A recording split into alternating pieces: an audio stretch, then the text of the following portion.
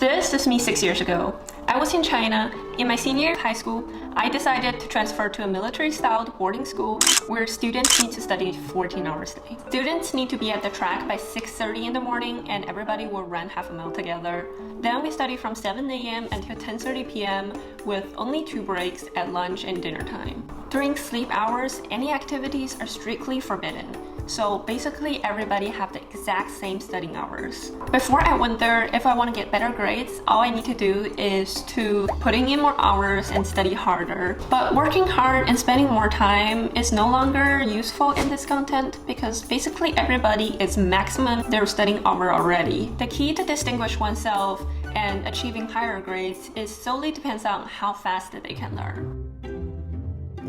Hi, welcome to my channel. My name is Han. Having 1 year of extreme study experience at that boarding school, and as someone who is basically spent her entire life in education, the most valuable skill that I've developed is how to learn faster. So I've done some self-reflection, and I do have a system. This system got me through my senior high school year and my college years at Columbia University and significantly improved my productivity in life in general. I call it the IEME system, which is very simple and consists with 4 steps. Let's get into it. The first step is identify goal. For me, sometimes getting started with studying can be the hardest part because a topic can be very broad and complex and I just have no clue where to start. This is why goal setting is so important and is the first step.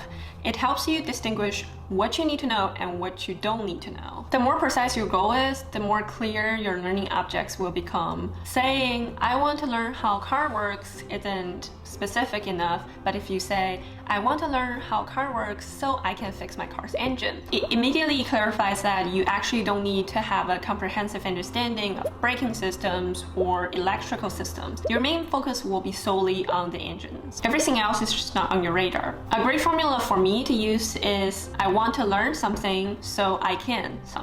When you put your learning objects into sentences, it not only boosts your motivation because now you have a specific goal, but also it helps you create a concrete plan. Because the plan for I want to learn astrophysics so I can pass my physics class is very different from I want to learn astrophysics so I can get an A in my physics class. And it's very different from I want to learn astrophysics so I can impress girls. If you're aiming to impress girls, you might need to focus on the STAR terminologies and interesting stories. But if your goal is to pass your exam, you probably need to stick to your professor's syllabus. And if your goal is to get an A, you might need to deep dive into the harder questions. Step 2, evaluate priorities. Teachers and textbooks usually go deep into one topic and storing all the examples and details before move on to the next topic. That's a great way to understand one topic in depth if you got all the time and resources. I discovered that if the speed is your goal, it's actually unnecessary to focus on all the details at the beginning. As someone is very easily get distracted by a very fun fact, I can look into a story for like an hour. And after that, I would realize that I actually didn't learn anything about the actual topic. Instead, all I learned is one tiny point. This is also famous for the 80-20 rule. Basically means 80% of your outcomes are only come from the 20% of efforts that you put in.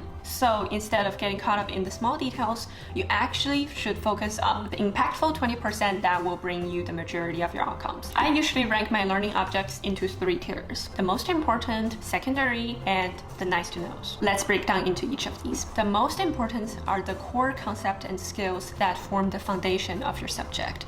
Those are non-negotiable, are the absolutely important parts that you need to grasp on, and they are the key players that will bring you the most of the results. Moving up to the secondary tier, those are the topics that are connected to the core or the most important, but they're not as essential as the core. But they really provide context to your understanding of the subject. Finally, we have the nice to know tier. These are the extra interesting facts and details add flavors to your understanding. While not as essential, but they can enhance your understanding a more well-rounded learner. If you have extra times in your hands, you can dive into the nice to knows. Step 3, make a plan. Sometimes when I start reading a textbook and it's really hard to understand, so I start Googling it and watching some YouTube tutorials, and those tutorials will often lead me to a new website. After about 3 hours of learning and searching, I feel like I wasted so much time and actually learned next to nothing. So I found that the key is the clearer you know exactly what are you going to do before studying, the more efficient the study session will be. Determine precisely how are you going to approach your study objects. Identify the resource you're going to use. Either it's YouTube, textbook, or practice problems. Make sure you know what are you going to do before you start studying. Plan the study order, and the study order should be start with the most important, and then the secondaries, and then save the nice to knows last. Then there's no stress and waste of time in proceed because you will know exactly what are you going to do.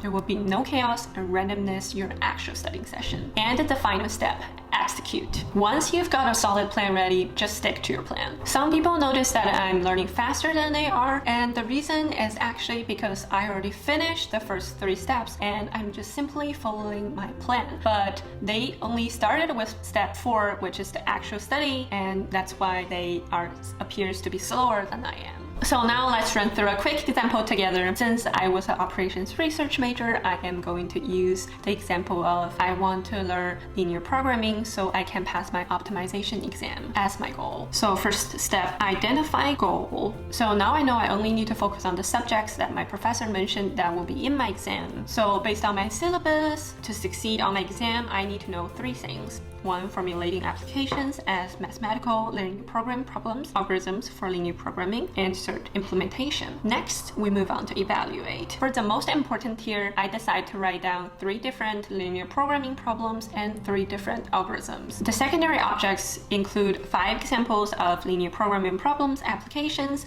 and 2 examples of each algorithm, along with implementation, aka how to use code to solve a linear program problem, as the nice to know category, which includes some challenging practice problems that from my homework. Then I create a plan. Well, I would begin with the most important here using the definitions in my textbook, and because I'm more of a visual person, I did a little bit of search online. I found this YouTube video series that is very helpful, so I'm going to spend about 5 minutes each to understand the basics using this YouTube series. And for the secondary objects, I will review the slides provided by my professors that contain all the examples. And if I complete all of the above and I still have time before the exam, I will revisit all my homework for further review. And then I will just stick to the plan and do exactly what I planned out for me. So that's it for today's video. Thank you so much for watching. If you found it a little bit helpful, please like and subscribe. I will see you next time.